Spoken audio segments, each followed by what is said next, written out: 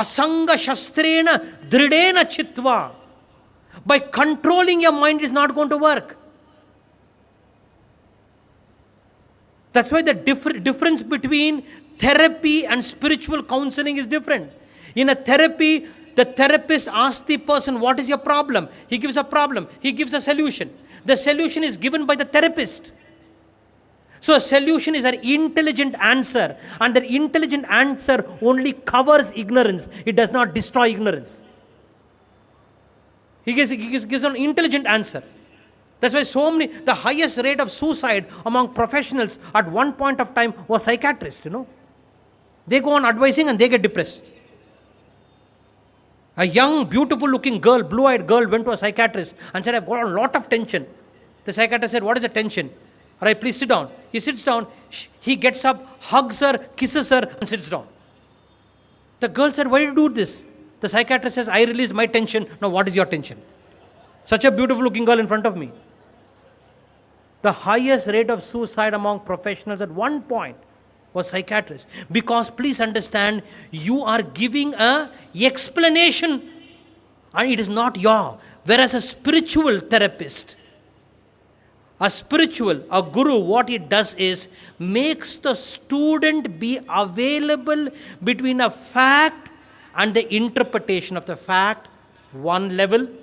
Second, make you present to the fact and not get lost in the spinning mind, second level. Third, the present opens up a presence. Alright, and the guru's presence is openness, and with openness he impacts the student to be open to the fact, and therefore there is a transference of openness to the shishya, openness, and when you are open, then you from an insight, from an intuition, you will see the beauty of a fact and the fiction of the spinning mind. The spiritual morning boot camp is life transforming. It is 5 days and it is not going to be information, it is transformation. I will teach you how to add life to your years rather than adding years to your life. Then you will grow up rather than grow old. The link is there, join and take a dip into transformation. It is by intuitive knowledge alone it will work. All this is only creating a condition. The real Upadesha between Arjuna and Lord Krishna and Arjuna was not by words, but real Upadesha between Krishna and Arjuna was from one presence to another presence. Words were secondary, from one presence to another presence. Therefore, in North India, going and meeting a Mahatma, meeting a Sadhu, you say, darshan ke liye we are going. Jnana ke liye nahi, darshan ke liye. To be in the presence, to see. That's why philosophy is called Darshan Shastra. You have to see a presence. The real Upadesha between the Guru and the Shishya is from one presence to a presence. The Guru's presence is openness. And he makes the student realize first the distinction between the fact and the interpretation of the fact, one. Second, he makes you present to the fact, because most of the time we are absent to the fact. Make you present to the fact.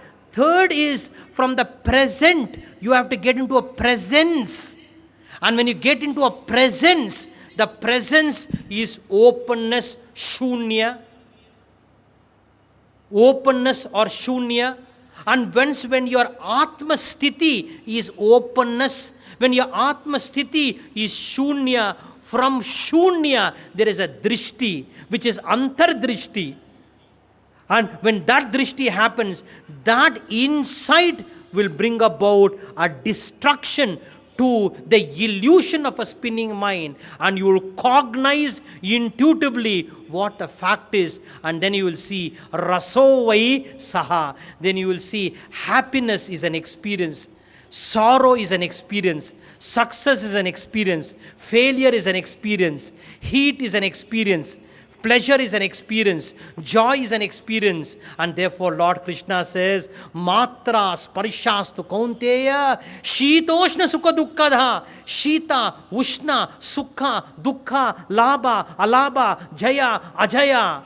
You be with this. Tan titikshvasva bharata. Experiences. And that saha amritatvaya kalpate. That will give you amrita. That will give you moksha. And what? With openness, be with the experience. You go through a divorce. You feel sad. Right? Experience the fact of the sadness. Don't get lost in the interpretation. My wife left me, I am sad. Experience the sadness. Once you experience, wife left me, come to the experience. You have to search. Come to the experience. When you come to an experience, then you will see most of our sorrow is dabba pe dabba pe dabba pe dabba. Interpretation over interpretation over interpretation over interpretation. That will drop away. There is a sorrow you left your wife. Wife left you. There's a sorrow. And in Kannada there's an expression, viraha nuru nuru taraha. Even missing your beloved, missing your spouse has a different experience altogether. Everything is an experience. Then you will see missing your wife has an experience. Being with your wife is an experience. Somebody passing away is an experience. Heat is an experience. Cold is an experience. Pleasure is an experience. Pain is an experience. You experience the experience because you are present to the experience and you are absent to the spinning tornado hurricane mind. And in that presence you are open, because your presence is openness. In that openness, something mysterious, something profound, something cognitive, something dynamic, something vibrant, something which is unexplainable will start happening. And it becomes a spotavada, an outburst of energy. And therefore in Sanskrit it's called spota. It is not an upadesha vakya, it is an anubhava vakya. It cannot be thought, it has to be experienced.